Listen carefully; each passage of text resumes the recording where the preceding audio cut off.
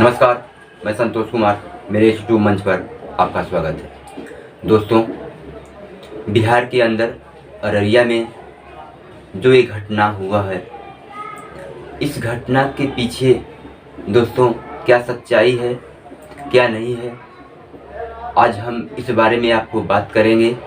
लेकिन दोस्तों, जिस तरीके से तकरीबन 10 से 12 दिन के अंदर ये जितने भी वीडियो सोशल मीडिया पे वायरल हो रहे हैं, तो कोई सच है तो कोई फेक है।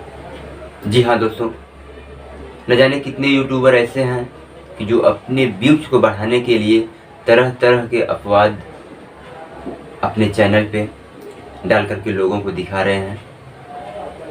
दोस्तों, खास करके मैं उन यूट्यूबर्स को कहना चाहूँगा कि जो सच्चाई है उस सच्चाई को दिखाएं, फेक न्यूज़ न दिखाएं।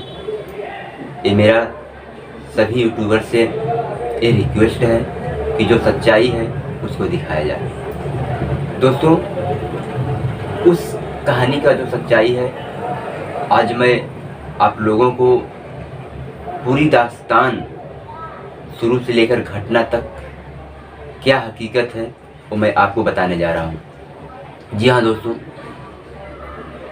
छोटू और आरती तकरीबन 2 साल से मोहब्बत करते हैं और वो दोनों सच्ची मोहब्बत करते थे। और मोहब्बत के दौरान उन दोनों ने आपस में ये तय कर लिया था कि हम दोनों एक दूसरे के जीवन साथी बनेंगे। दोस्तों, आखिर क्या कारण रहा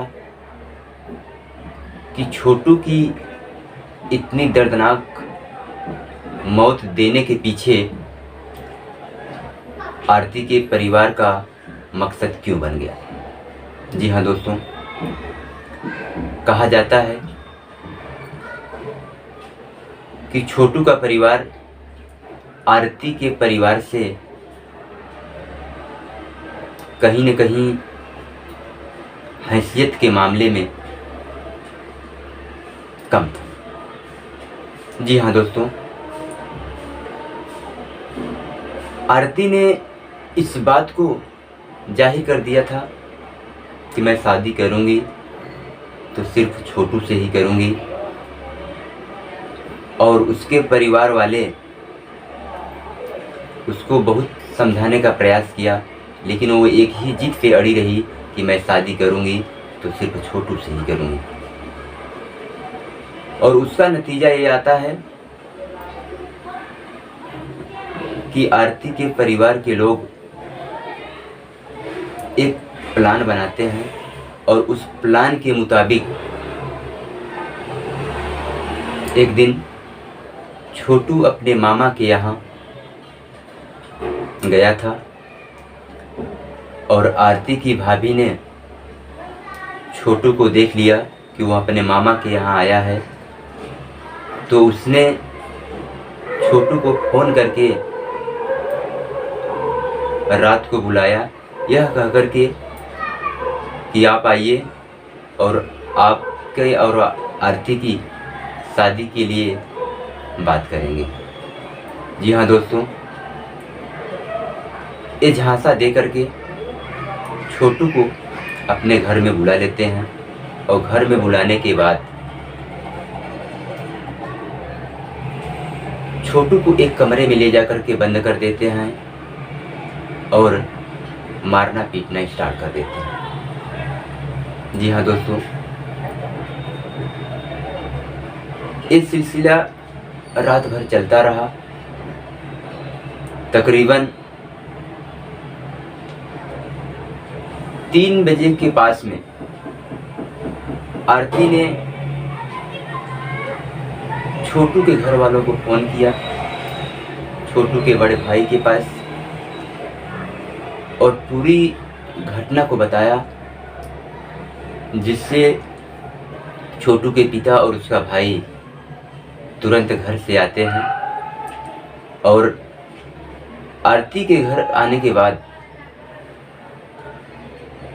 दरवाज़ा खुलवाने के लिए बहुत प्रयास करते हैं, लेकिन वो लोग दरवाज़ा नहीं खोलते हैं। यहाँ तक कि उन लोगों को भी मारने के लिए वो लोग आगे आए और यहाँ तक कि उसके भाई को एक थप्पड़ मारा भी, जिससे वह लौट करके अपने मामा के यहाँ चला जाता है। फिर मामा लोग आसपास के लोगों में इस घटना को लेकर के बताते हैं, तो लोग कहते हैं कि सुबह होने दो, पंचायत बैठेगी और पंचायत में ये निष्कर्ष निकल जाएगा कि क्या करना है। जी हाँ दोस्तों, इस बीच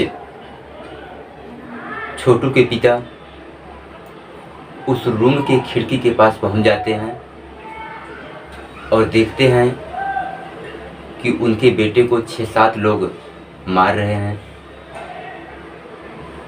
और वो लड़का जैसे ही अपने पिताजी की आवाज़ सुनता है तो अपने पिताजी से पानी मांगता है और उसका पिता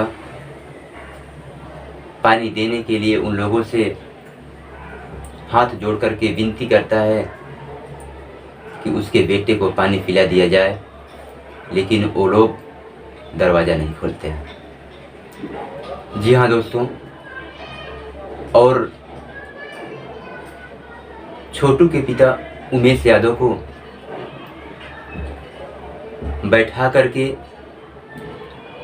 आपस में मंत्रणा करने लगते हैं और कहते हैं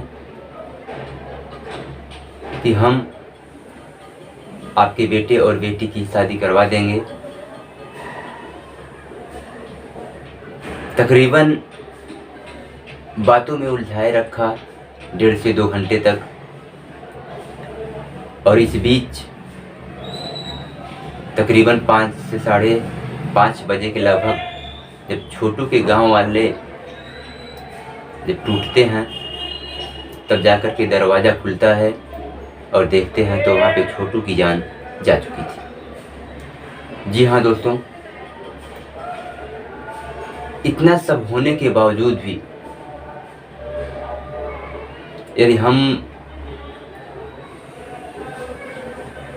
इस निष्कर्ष पर पहुंचते हैं कि आखिर इतना सब कांड होने के बावजूद भी उसके मामा का जो घर था एक घर के जस्ट बगल में था। रात में आरती मामा के यहाँ भी सूचना दी कि छोटू को घर वाले मार रहे हैं, फिर भी किसी को कोई फर्क नहीं पड़ा। दोस्तों, यहाँ पे मैं एक चीज़ कहना चाहता हूँ कि यदि छोटू के मामा और छोटू के पिता और भाई और यहाँ तक कि आरती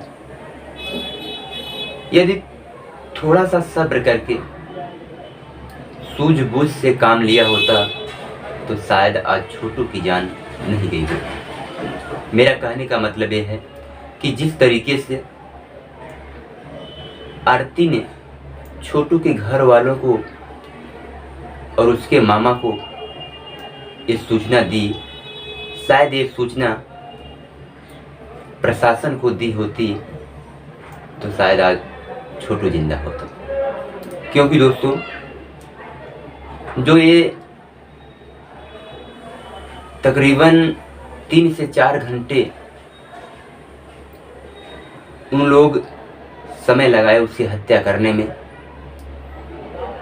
यदि सही तरीके से सही समय पे प्रशासन को सूचना मिल गया होता तो इतना बड़ा जो दर्दनाक कांड हुआ है, आज पूरा बिहार इस शर्मसार कांड से दुखी है,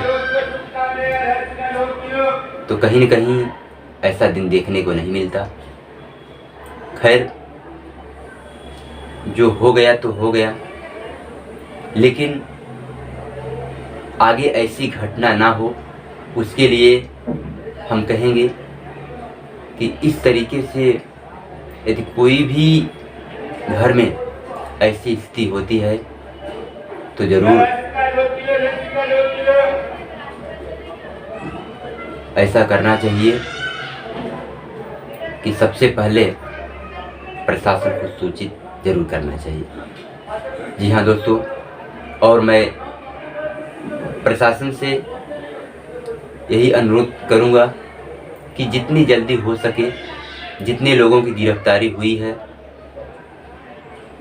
उस पर कार्यवाही करे, और जिनकी गिरफ्तारी नहीं हुई है उनकी गिरफ्तारी जल्द से जल्द की जाए और आरती को और छोटू के परिवार को न्याय मिले। दोस्तों, आज के लिए बस इतना ही।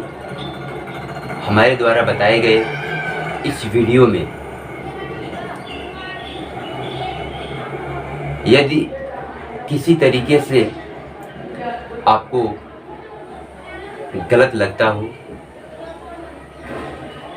तो उसके लिए मैं माफ़ी चाहता हूँ, और मैं चाहता हूँ कि हमारे द्वारा बताए गए इस वीडियो के माध्यम से जो सच्चाई है वो सच्चाई जनता के सामने लाया जाए और इस वीडियो को ज़्यादा से ज़्यादा लोगों तक पहुंचाई जाए।